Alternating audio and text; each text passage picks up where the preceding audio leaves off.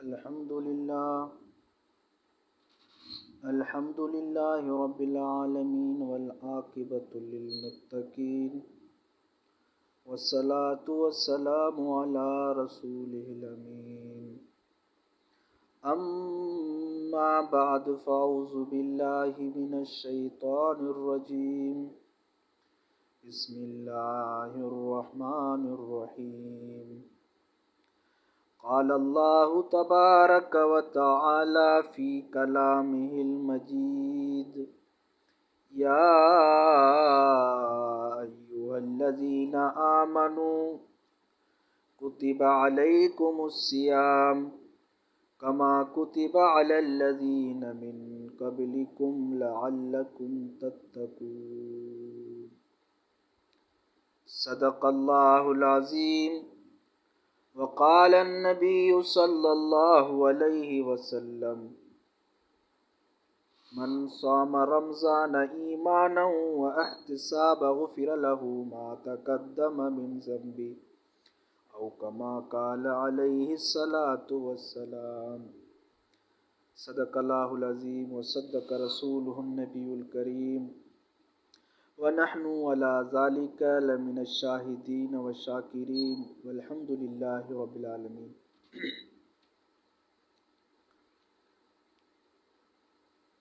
اللہ تبارک و تعالیٰ کے بابرکت اور مقدس کلام میں سے سورہ البقرہ کی ایک آیات اور نبی مہربان آقا نامدار حضرت محمد مصطفیٰ احمد مصطفیٰ صلی اللہ علیہ وسلم کی احادیث میں سے ایک حدیث آپ حضرات کے سامنے رکھی۔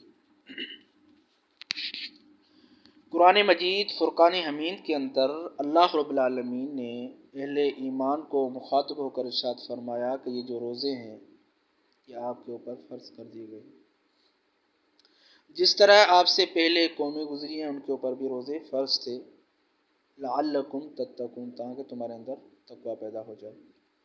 اللہ تبارک و تعالیٰ کے لاکھوں کروڑوں احسان، اس کی جتنی بھی تعریف کی جائے بہت ہی کم ہے۔ اللہ رب العالمین نے ہمیں اشرف المخلوقات بنایا اور اللہ رب العالمین نے ہماری ہدایت کے لیے مقدس کلام کو اپنے نبی مہربان صلی اللہ علیہ وسلم کے ذریعے نازل فرمایا، اور اس کلام کے اندر انسانوں کے لیے ہدایت ہیں، رہنمائی ہیں۔ قرآن مجید فرقان حمید کے اندر اللہ رب العالمین اہل ایمان کو جب مخاطب ہو کر فرماتے ہیں، آپ قرآن مجید کا مطالعہ کر لیں اور قرآن مجید کو کھول کے دیکھ لیں تو دو طرح سے اللہ رب العالمین اپنے بندوں سے مخاطب ہوئے ہیں، کہیں پر یا ایھا الناس تو کہیں یا ایھا الذین آمنو۔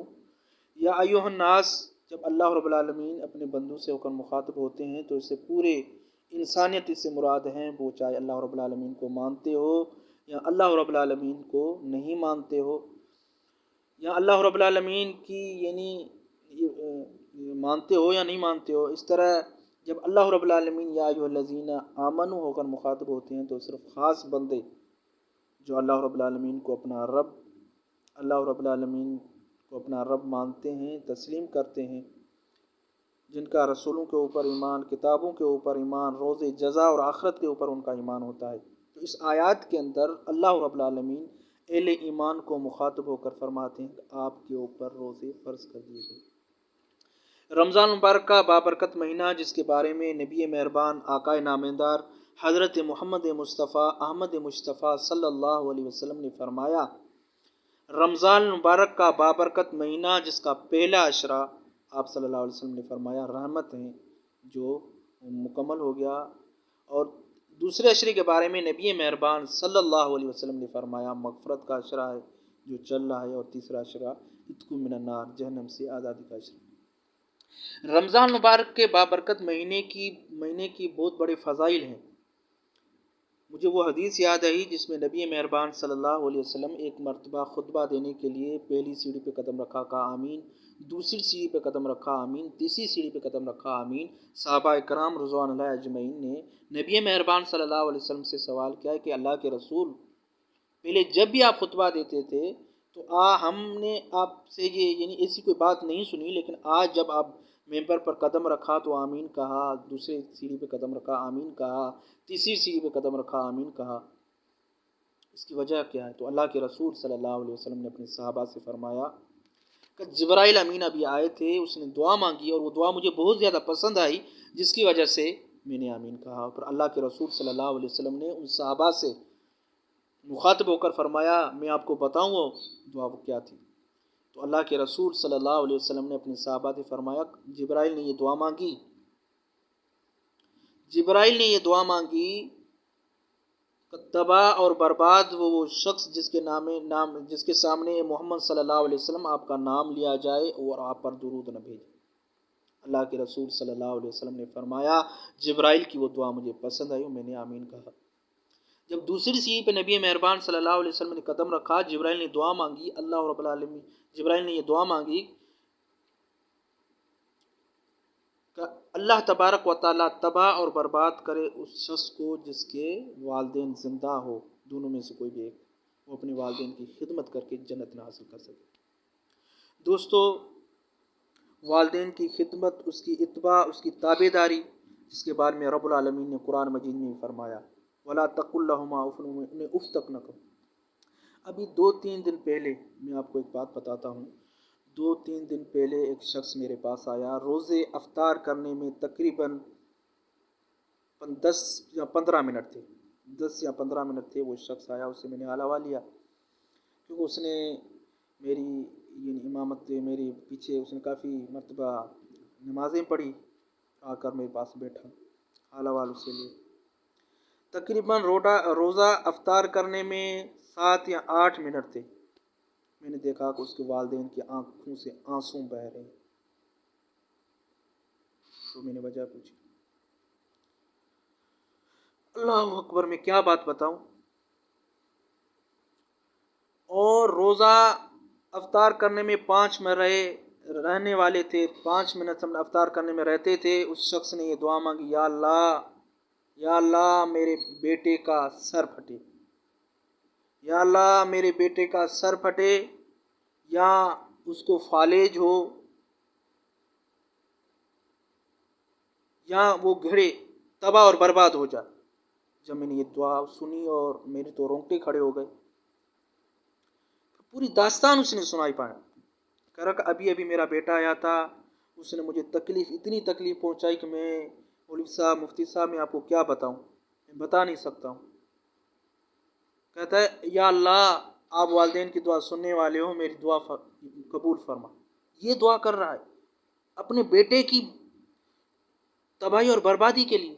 والد اور والدہ کی محبت اور شفقت جو ہوتی ہے نا اپنے اولاد کے لیے، وہ ہمیشہ کسی حال کے اندر والد یا والدہ بد دعا نہیں دیتا، لیکن جب اس کو اتنی تکلیف یا اتنی پہنچتی ہیں، اللہ اس کے اگر دل سے وہ دعا نکلے، میں سمجھتا ہوں تباہ ہے وہ شخص۔ تو اس نے یہ دعا مانگی تھی میرے سامنے۔ ایسے بھی اولاد ہیں جو اپنے والدین کے نافرمان، یا اللہ تباہ ہو، اس کا سر پھٹے، اس کو فالج ہو، میں اپنی آنکھوں سے دیکھوں جو اس نے مجھے تکلیف پہنچائی ہے۔ میں سمجھتا ہوں اس بوڑھے باپ کی آنکھوں سے آنسو بہ رہے تھے اور ہچکیاں مار کر یہ دعا مانگ رہے ہیں یا اللہ تباہ کرو اس کو۔ نبی مہربان صلی اللہ علیہ وسلم نے فرمایا تباہ اور برباد ہو وہ شخص جس کے والدین زندہ ہو، اپنے والدین کی خدمت کر کے جنت نہ حاصل کر سکے، وہ والدین اپنے بیٹے کے لیے بد دعا کرے۔ نبی مہربان صلی اللہ علیہ وسلم نے فرمایا جو شخص اپنے والدین کو شفقت اور محبت کی نظر سے دیکھتا ہے، اللہ رب العالمین اس کو ایک مقبول حج کے برابر اس کو ثواب عطا فرماتے ہیں۔ قرآن مجید میں فرمایا انہیں اف تک نہ کہو۔ ایسے بیٹے جو اپنے والدین کو گالیاں دے کر چلے جائیں، جو اپنے والدین کی دل دکھائیں، یہاں تک کہ والدین مجبور ہو جائیں بد دعا دینے کے لیے، میں سمجھتا ہوں ایسے اولاد کا اس دنیا کے اندر رہنا فضول ہے، اس دنیا کے اندر وہ ناکام ہے، نامراد ہے۔ والدین کی دعا قبول اللہ رب العالمین فی الفور قبول فرماتے ہیں، اور نبی مہربان صلی اللہ علیہ وسلم نے اس کے لیے بد دعا دی اس کے والدین زندہ ہو خدمت نہ کرے، اگر اپنے والدین کی خدمت نہیں کر سکتے ہو تو کم از کم انہیں تکلیف بھی نہیں پہنچاؤ۔ میری ریکویسٹ ہے ان نوجوانوں سے، میری ریکویسٹ ہے ان بھائیوں سے، اگر آپ اپنے والدین کی خدمت نہیں کر سکتے ہو کم از کم تو انہیں تکلیف بھی نہیں پہنچاؤ، ان سے بد دعا نہیں لو۔ والدین کی تو بد دعا فی الفور قبول ہو جاتی ہے، والدین کی تو دعا قبول ہو جاتی ہے، سمجھتا ہوں۔ تو رمضان مبارک کا بابرکت مہینہ، افطار ہونے میں 2 سے 3 منٹ تھے، ایک والد اپنے بیٹے کے لیے بد دعا کر رہا ہے، کتنا بدبخت ہے وہ انسان، اللہ اکبر۔ کیا کہیں، اس طرح معاشرے کے اندر اگر نظر ڈالیں تو اس طرح بہت سارے قصے، بہت سارے یعنی ہماری آنکھوں کے سامنے سے گزرتے۔ تو میری ریکویسٹ ہے ان نوجوانوں کو، اپنے والدین کی خدمت کرو، زیادہ سے زیادہ خدمت کرو، اگر خدمت نہیں کر سکتے ہو تو انہیں تکلیف بھی نہیں پہنچاؤ۔ نبی مہربان صلی اللہ علیہ وسلم نے جو تیسری دعا مانگی تھی، اللہ کے رسول صلی اللہ علیہ وسلم نے فرمایا تباہ اور برباد ہو وہ شخص جسے رمضان مبارک کا بابرکت مہینہ نصیب ہو، وہ اپنے گناہوں کی بخشش نہ کرا سکے۔ اللہ رب العالمین کے لاکھوں کروڑوں احسان جو اللہ رب العالمین نے ہمیں دوبارہ موقع دیا، رمضان مبارک کا بابرکت مہینہ۔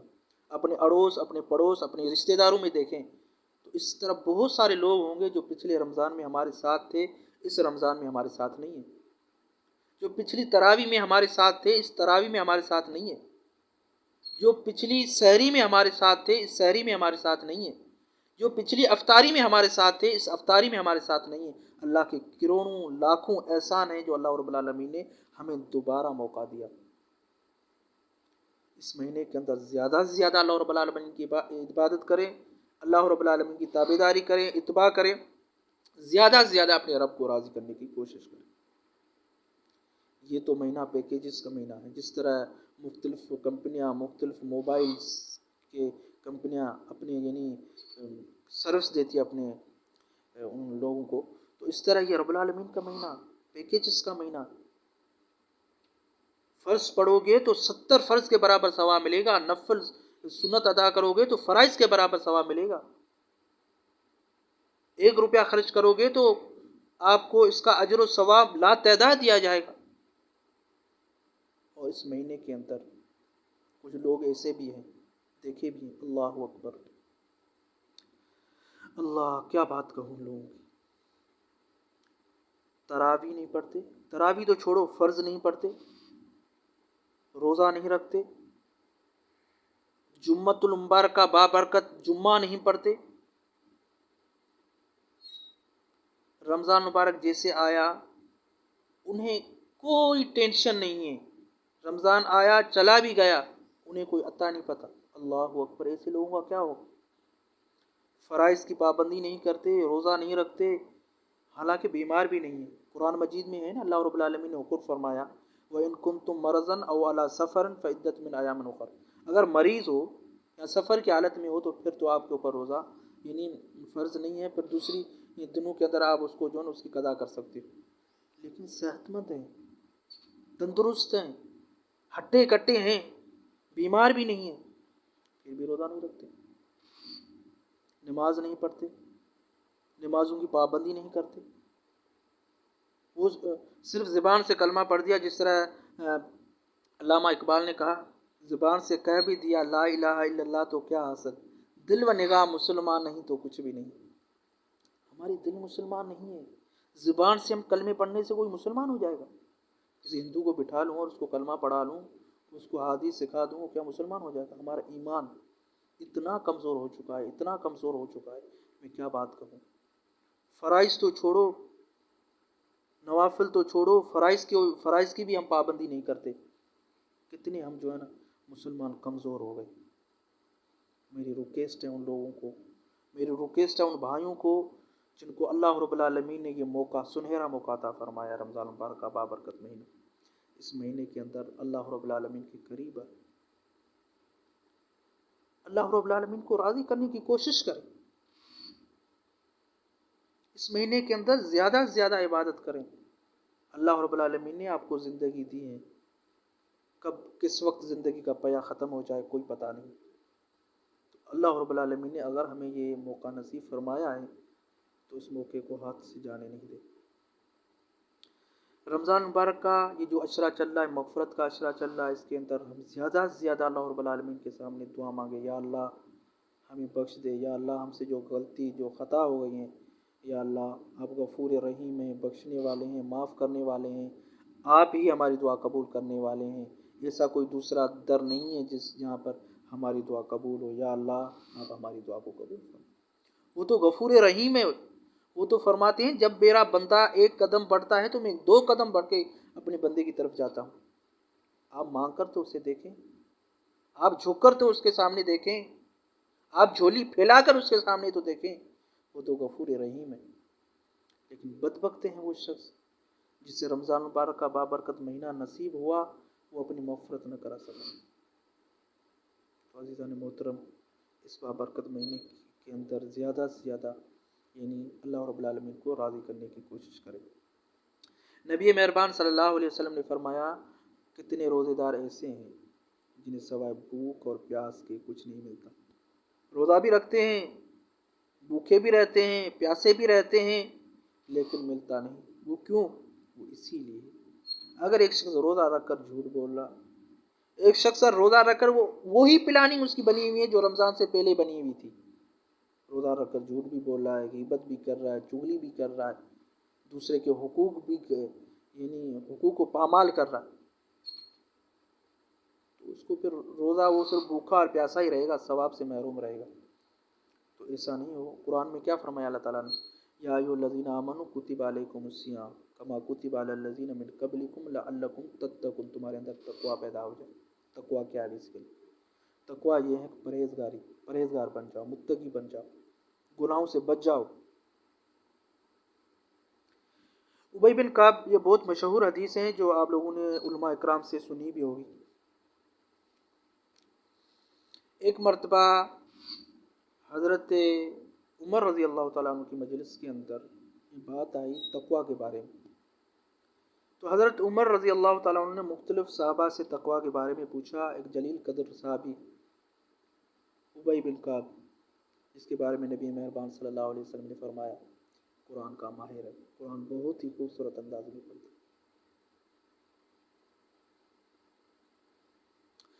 حضرت عمر رضی اللہ تعالیٰ عنہ نے سوال کیا کہ آپ بتائیں تقویٰ کیا ہے؟ تو ابی بن کعب نے فرمایا کہ آپ کا گزر کسی ایسی جگہ سے ہوا ہے جو چاروں طرف سے یعنی کانٹے دار ہو، چاروں طرف کانٹے ہو، تو آپ کس طرح گزرتے ہیں؟ تو فرمایا جب ہم گزرتے ہیں تو اپنے کپڑوں کو سمیٹ کر گزرتے ہیں، کوئی کانٹا وغیرہ نہ چبھ جائے ہمارے کپڑوں کے اندر۔ آپ نے فرمایا یہی تقویٰ ہے۔